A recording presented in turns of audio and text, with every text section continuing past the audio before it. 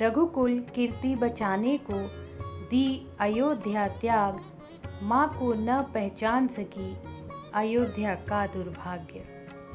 सारे सुख ऐश्वर्य त्याग, सारे सुख ऐश्वर्य त्याग और त्यागा निज नाम, स्वेच्छा से ही माता ने छोड़ा रघुकुल धाम। वाल्मीकि की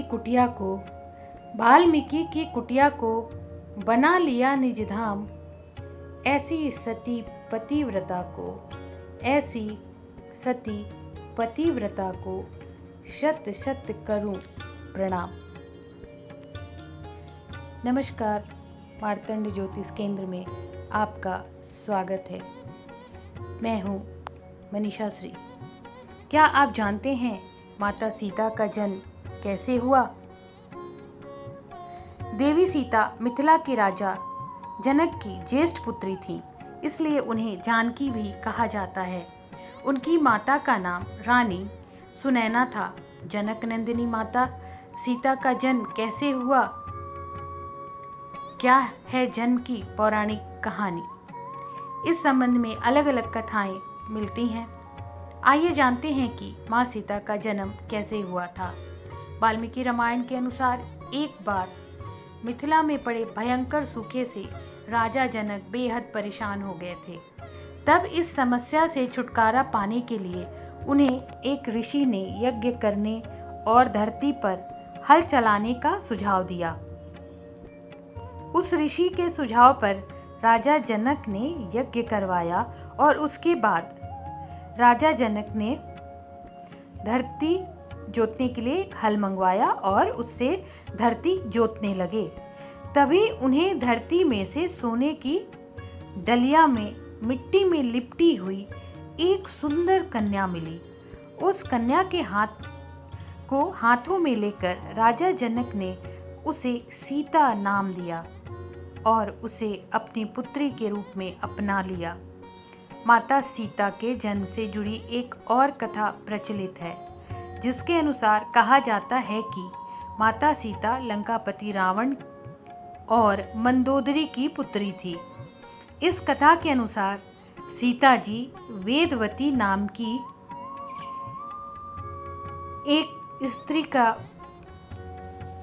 पुनर्जन्म हुआ था।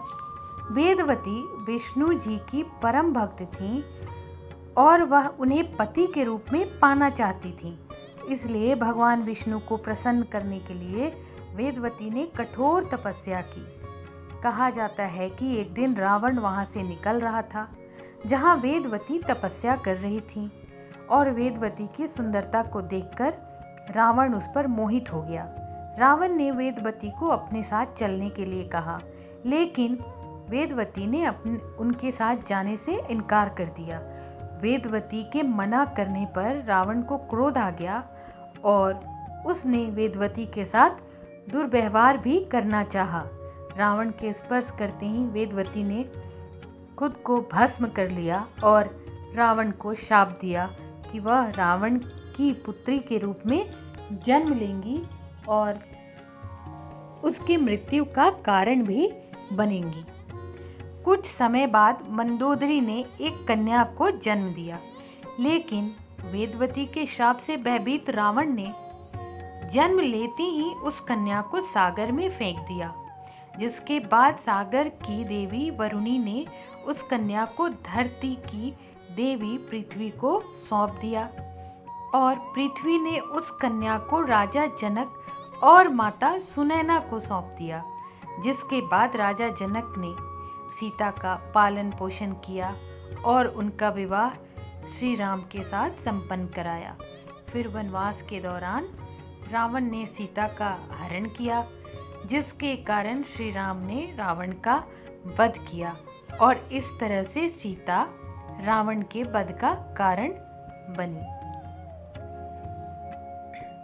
जुड़े रहिए हमारे साथ ऐसी ही धार्मिक और धर्म ग्रंथों से जुड़ी हुई महत्वपूर्ण जानकारियों को जानने, सुनने, समझने के लिए, महत्वपूर्ण कथाओं का श्रवण करने के लिए हमें लाइक करें, शेयर करें, सब्सक्राइब करें।